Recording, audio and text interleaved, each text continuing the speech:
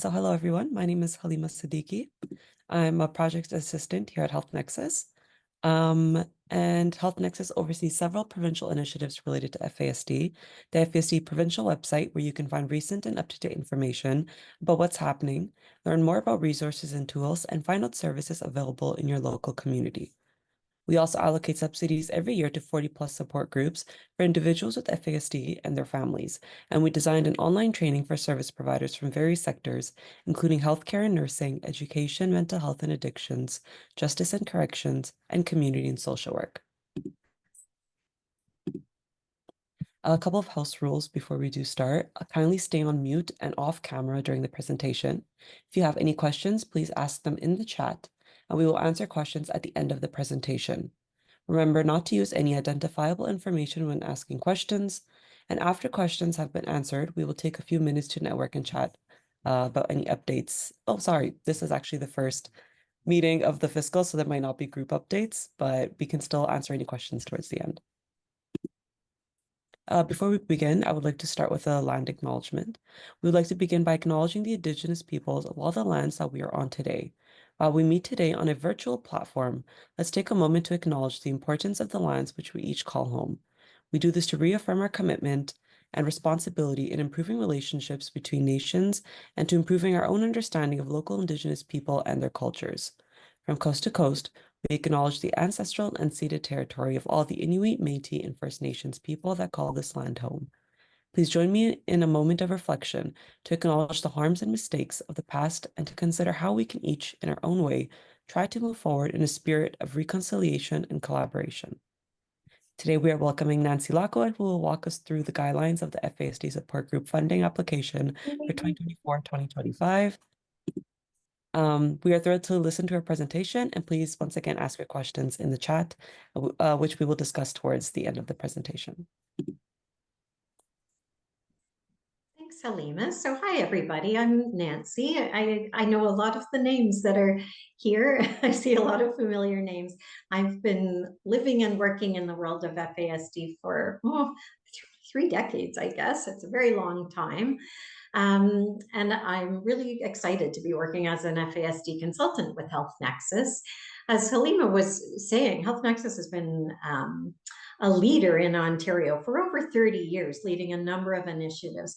But I'm really excited about the one we're talking about today, the FASD Family and Caregiver Support Group grants. Before I worked for Health Nexus, I received a number of grants, both working at 2 agencies and even on my own. And I'm really excited to see all the ways that it's been enriching the FASD landscape in Ontario. So for those who aren't familiar, these grants are part of the province of Ontario's provincial FASD initiatives that they launched in 2018 as part of their strategy to build supports for people with FASD in the province. Next slide, please, Halima. So we'll just talk for a minute about what the purpose is of the funding. The ministry wanted this launched in the province to build connections, bring together people with FASD and their family members, and also their support networks, their community supporters. And that might be extended family members, it might be neighbors, friends, but it also is community partners, professionals working in the province. So they wanted these groups funded all over the province so that we would build more connection and support for the FASD community. Next slide, please.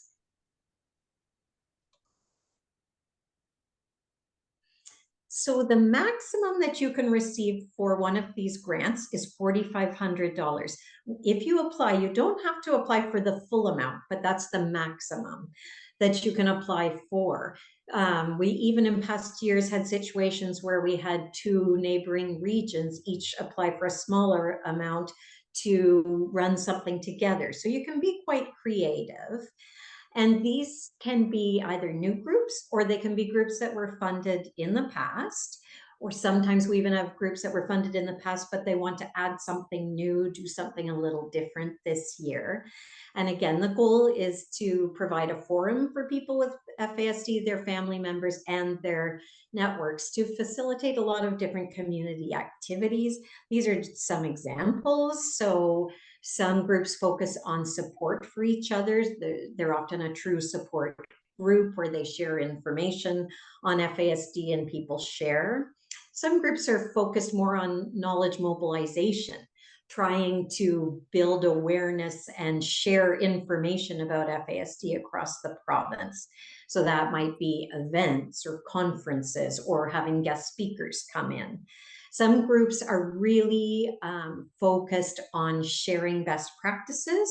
So they may have heard about new strategies that are being used for supporting people with FASD, and they want to bring that into their community. An example of that would be something like ACT, Acceptance and Commitment Therapy, which is showing promise for caregivers and for people with FASD. So this is just an idea. An example would be to get somebody who's been trained in acceptance and commitment therapy to come in and run it in your group. So that would be an example of sharing a new strategy. And then also these groups are just building connections. We know that people with FASD are often very isolated. We know their family members are often quite isolated. So we're hoping that these groups also help bring people together, build connections, ideally connections that are going to continue even after the life cycle of the grant. Next slide, please. I know we're going quite quickly, but as Halima was saying, we'll have time to chat at the end.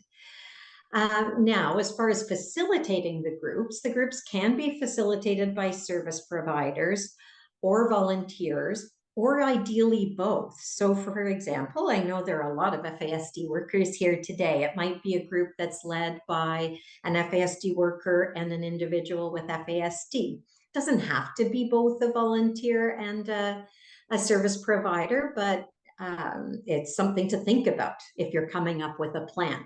And your group can either be in person or virtual, or even both. I've seen groups where they would be meeting weekly, but once a month they would meet in person, and the other weeks they would meet virtually. Or I've seen other groups that offered a combination of in-person and virtual. So those are ideas you can think about. But really what we want is we want the group to be a gathering spot where people with FASD and their support networks can connect, where there can be mentoring of people further along in their journey, helping those who come after them, sharing information and providing support to each other. Next slide, please. Who can apply? So people who do not belong to an organization, including parents and caregivers and people with FASD can apply, or people who work at a charity or nonprofit organization. In other words, if it's a for-profit organization, they will not be able to apply, but otherwise individuals and people in charitable and nonprofit organizations can apply. Next slide, please. Who are the target populations? Really, it's simple. Children, youth, or adults with FASD or possible FASD. You'll notice I say possible FASD. We used to say suspected, but we now have been advised by people with FASD that we're not to use that term anymore. If you want to know the right terminology for some of these things, I really recommend you get CanFASD's newest version of their common messaging guide. Also, target population are family members of people with FASD. So that could be parents and caregivers, siblings. It could be grandparents raising their grandchildren with FASD. And also when I refer to families, I'm including biological families and those that have been formed through adoption, kinship, or customary care. For example, last year we had a group that was for biological parents of children with FASD. That was the first time we'd had a group targeting that population. So it's always interesting to see new groups that apply each year. Next slide, please. We're looking for groups that focus on equity, diversity, and inclusion. So we're looking for groups that are focused on diverse populations, including francophones. So that might be a group that is bilingual or specifically for people who are francophone. In that case, it's acknowledging even the unique things that make up francophone communities. We're looking for groups that are focused on First Nation, Métis, or Inuit people, on members of the 2S LGBTQIA plus community, people with visible and invisible disabilities, obviously including FASD, other historically underserved communities.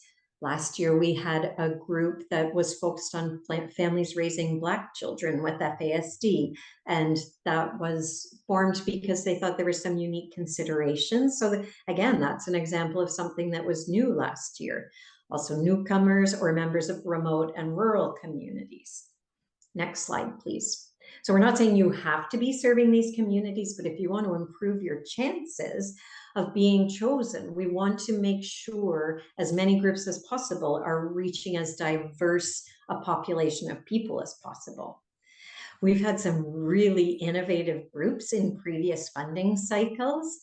So I'm just going to give you a few examples because that might get your wheels going in your brain for other ideas. In the top left corner, we've had groups that were focused on recreation activities. In fact, we've had a number of groups run by a recreation therapist with a strong background in FASD.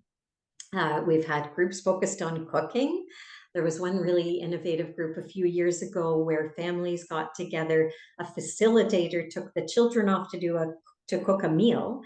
The parents visited while the children were cooking, and then everybody gathered together to share the meal as one big group. So that was a lovely idea.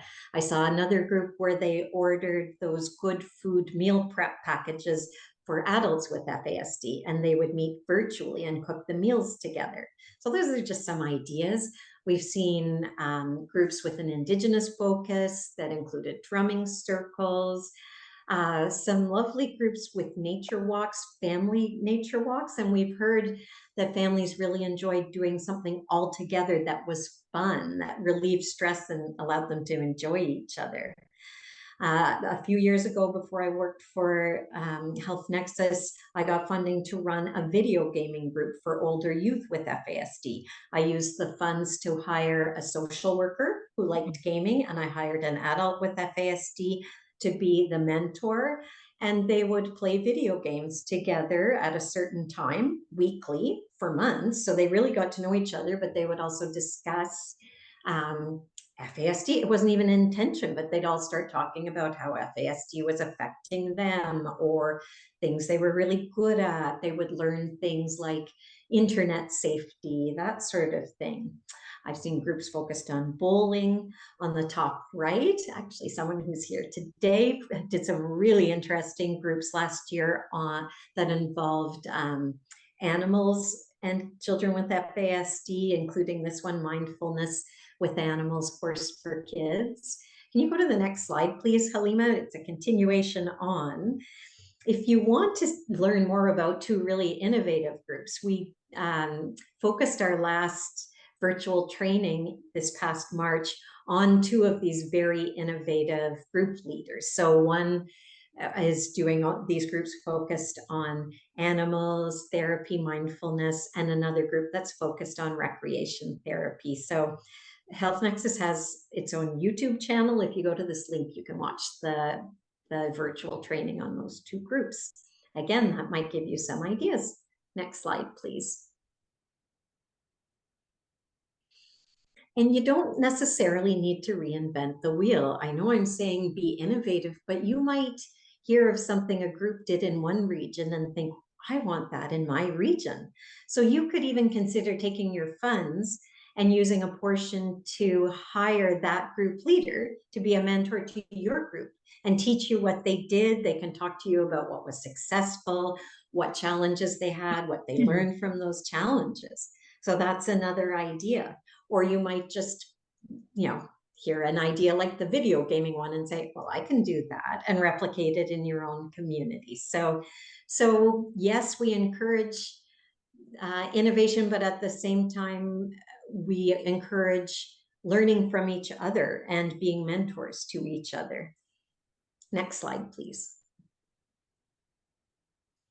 We're often asked how we judge the applications. So there is a committee that reviews the applications. It's quite a lengthy process and it's taken very seriously. We have a rubric where we score each application on a number of different topics. So these are some of the things that we're looking at.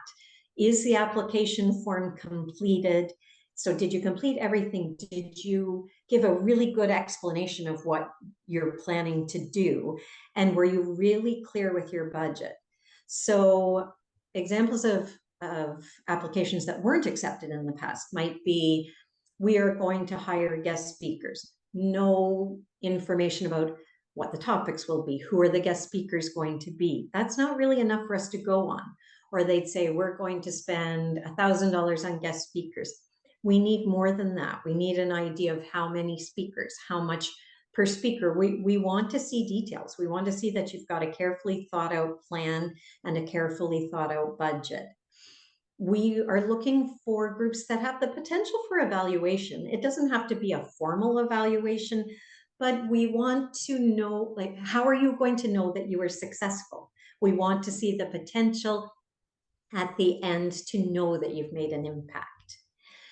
There are very clear eligibility criteria. If you haven't already looked at it, you should read through the guidelines and the FAQs for the applications.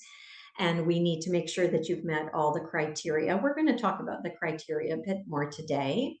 We want to know that your activities have a really clear purpose and goal that are aligned with the intent of the funding. So say you said, we're all going to meet as a large group and we're going to spend this much money on food. Well, if that's all you're giving us, that doesn't really say a whole lot about what you're doing in terms of FASD. We need to know, well, what is your goal from that? And how does that tie into these applications? We are looking to see whether you're tying in any of those diverse populations that we were discussing. Are there ways you're going to include diverse populations? Do you have a plan for outreach to be inclusive? Is it going to be bilingual? Doesn't have to be, but these are things that we're looking for. Health Nexus is a fully bilingual organization, and this is a bilingual program. And we just want to know that the funds will be used for eligible activities and expenses. And we'll talk about those some more. So next slide, please. These are some other considerations when we're looking at the applications. We want to know whether the activities are evidence-based. Are you using the latest research or what we know is working well? So for example, if you were going to run a group that was providing ABA therapy that's strictly rewards and consequences based, well, we know from research that that tends to not work that well with people with FASD. So we might challenge your application and say, well, actually, that isn't evidence-based anymore. Could you do a little bit more research? Could you tweak your application? So you want to make sure that you're building on the latest information. We want it to be person-centered, strengths-based, FASD and trauma-informed. Now, if you're a volunteer group leader, you may not be trained in supporting people who've experienced trauma, but you could allocate funds to hire a specialist who is trained in that to support your group. So again, that's where you can be creative. We're not saying you have to be all these things, but can you find people that you could fund with some of your grant money to provide those services to you? Geographical area, we want groups from across the province. So sometimes we might just get, say, 10 applications for from one little area. Well, odds are we're not going to be able to. So we might ask some groups to combine, or we may have to choose other groups because we need representation across the province. Again, are we serving all those different populations, a diverse group of populations and language of delivery? So for example, if a group scored slightly lower, but was fully bilingual, that might pull them up a little bit in the eyes of the committee, for example, not necessarily. Do the activities address a community need? That's a really good starting point to just consider, what does my community need to enrich lives for people with FASD? And then we do look at level of originality, innovation, or expected positive impact. Next slide, please. So these are sorts of activities that could be funded. They could be something that focuses on family wellness. So that might be like a retreat or a special day where people join together, share. Is it something that focuses on caregiver restorative time? We used to often refer to self-care. We've heard from so many caregivers that they find the term self-care a trigger. So personally, I tend to not use it anymore and instead use the term restorative time, meaning what are the things I can do to refill my cup as a caregiver so I have the strength to keep going. Caregivers were saying they found self-care just sounded like one more responsibility on a to-do list. You mean nobody's helping me and I need to look after myself as well. So that's why you might want to think before using the term self-care. Again, they can be virtual or in-person groups or a combination. Developing or making culturally relevant materials for people with FASD or their family members. So you might find really good resources in English, but you want them translated and made available to, for instance, a French population, or you might want to make them culturally relevant for an Indigenous population. So that's something that you might want to consider. You can use your funds to create or share promotional materials. So say you're having an event, you could put a certain amount of funds toward marketing that event. You can use it for operational supports for meetings. So say it's meetings for caregivers, you could use funds for childcare, try to make sure the people you hire are FASD informed or provide training. You could use it for Zoom licenses, equipment for running an event. It could be for printing or purchasing materials. For example, one of the recreation focused groups, they could use a certain amount of funds for recreation materials. It can be used for registration fees for training and conferences. And that could even be in addition to a group. You might have, for instance, a monthly in-person group, but set aside a certain amount to send so many caregivers to a conference that year. That's another idea. Next slide, please. You can also use funds to hire consultants or provide honoraria to speakers or mentors. So you can hire a consultant to help you with designing your group or running your group. You can use it to hire guest speakers. We encourage you to hire people with FASD or family members to share their experience. They are the experts. If you do, please provide an honorarium to them in honor of the value of their experience. In general, an honorarium is something you do not discuss an amount in advance for it to be a true honorarium. And that's quite important for people who are receiving social support such as ODSP. We don't want income from speaking engagements or mentoring to compromise their social supports. So if it's an honorarium, that is a way that we can avoid that. If the group is run by volunteers, up to 25% of the grant can be used to provide an honorarium for group facilitation, but that is the maximum. Next slide, please. Okay, these are what you cannot use the funding for.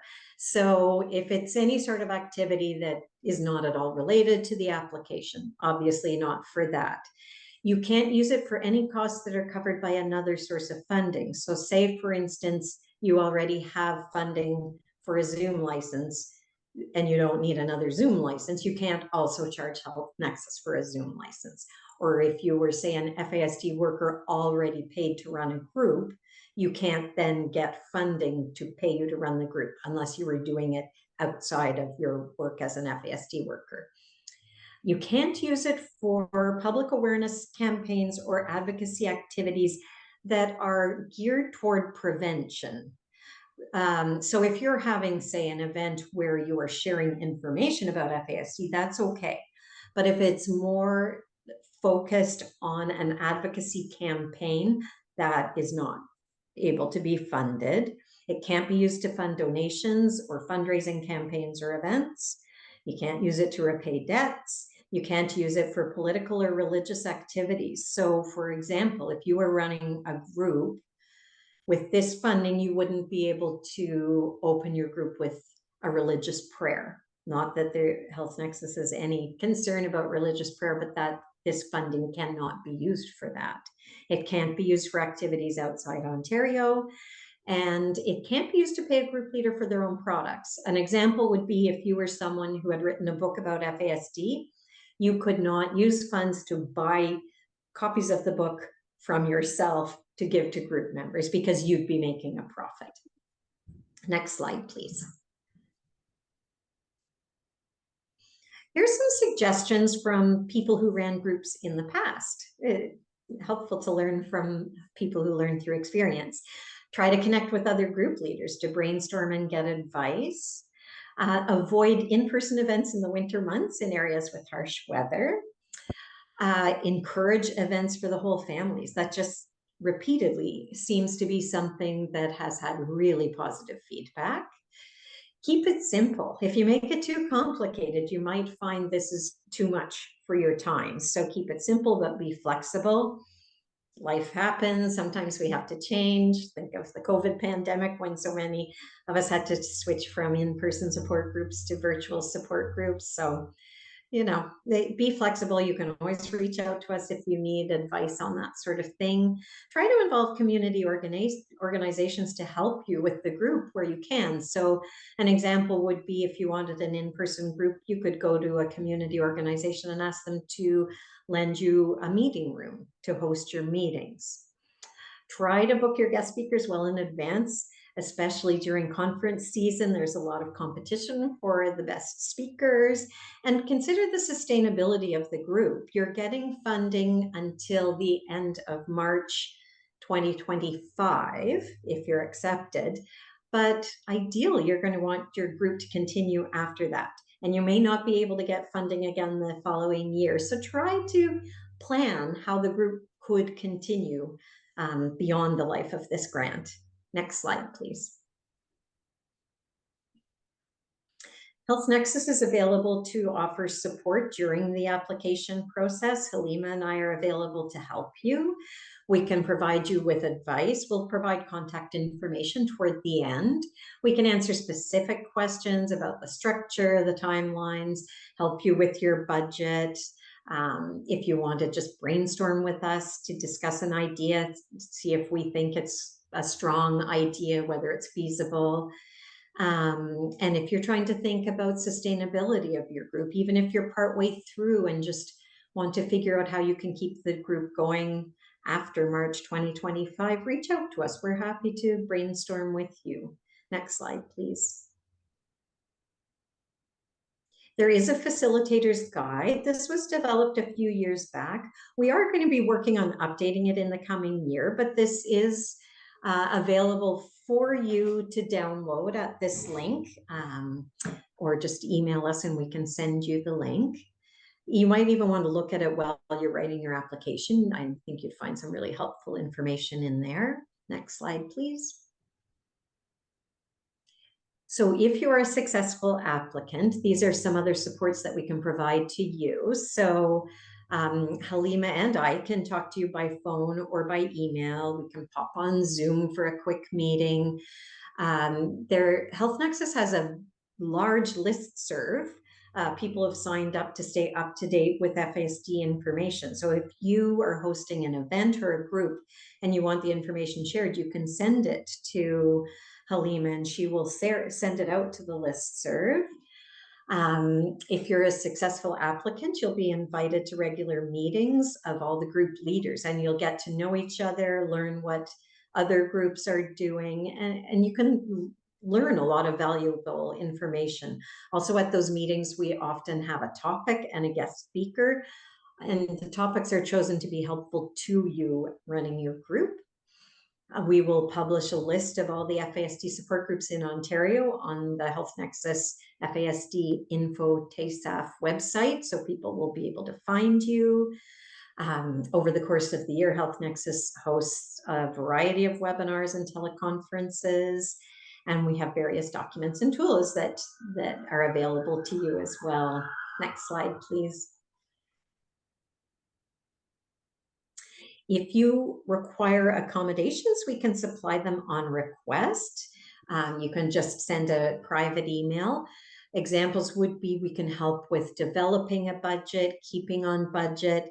If you have challenges managing money, you could ask us to hold the funds for you at Health Nexus, and you would submit receipts and we'd repay you.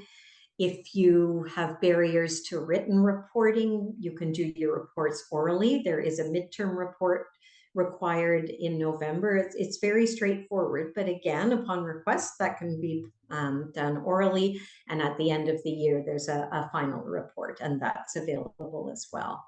Next slide.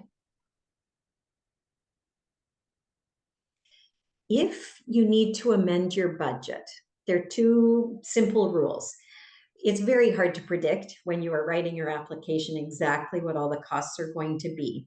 If you find that the true cost when you're running the group varies less than 10% in any single budget section than what you had predicted when you made your application, that's fine. Just go ahead. If it's going to vary by more than 10%, you need approval from Health Nexus. So say you said, my guest speaker is going to be $100, actually it's $200. You're going to require a budget amendment. So you will just reach out to Health Nexus at the email we'll give you toward the end, and we'll send you a budget amendment form, and that will need to be completed, sent back for approval. We just want to make sure that you're staying on track and not varying too much from the guidelines that you sent to us in your application. Next slide, please. I see questions coming in. We will be getting to them, don't worry. What if a group is unable to spend all their funds or complete all their planned activities by March 15th? And you'll see a timeline on one of the following slides. You're required this year to finish all your activities by March 15th and all your financial work by March 15th. Oh, so we recommend try to have everything done by March 1st to give you a buffer. If you're not going to be able to spend all your money, we want to know as soon as possible, because then we can reallocate it. At the end of March, if funds have not been spent, they're going to have to be returned to the ministry. We want to maximize the impact of these grants. So if it looks like you're not going to be able to spend all your money, please let us know as soon as possible, and then we will reallocate it to another group. We might fund some caregivers to attend a conference, something that's going to be impactful. If you have any issues completing your activities, again, reach out as soon as possible. We can help you brainstorm. We might be able to assist you in completing your goals, or again, help you sort of wind up there and reallocate your funds. We're here to help you and to make sure the funds are spent in a way that improves lives as much as possible for people with FASD and their families. Next, please. So this is the timeline. So if you put in an application, the deadline is May 31st. You will be notified of whether your application was accepted by June 14th. You will then, if you're accepted, be sent a legal agreement, and you're to sign it and send it back by June 28th. Midterm reports are due the middle of November. As I just said, activities and bookkeeping are to be completed by the middle of March, and then your final report is due by April 7th. Next slide, please. We're at questions. So that is the email address if you have any questions during the application process or during the year. And at this point, why don't we even stop sharing the screen, please, Halima, and perhaps you could facilitate asking the questions. Yep, absolutely. So the first question that I had in the chat was whether we would be sharing the slides. And yes, I can share these slides with everybody who registered for today's webinar, just so that even those who couldn't make it will also have the information available. The second question I see here is how much funding is available across the province? Well, it's $4,500 per group times I think it's 40 groups. So some years people have applied for less than 4,500, so we've been able to fund, say, 44 groups. Depends on the amounts people ask, but the figure would be, I won't do the math in my head that fast, but it would be 4,500 times 40. Next question is, how do the consultation sessions work related to the application that are offered? Okay, so we do have two drop-in sessions scheduled. I think I've got the dates right here, Halima. Tuesday, May 21st at 2 and Thursday, May 23rd at 2. I Yeah, may, I'm yes, actually put the information in the chat as well, so everybody has a registration perfect. here. So those are two drop-in sessions that anybody can just show up, log into the link, and we can chat and brainstorm.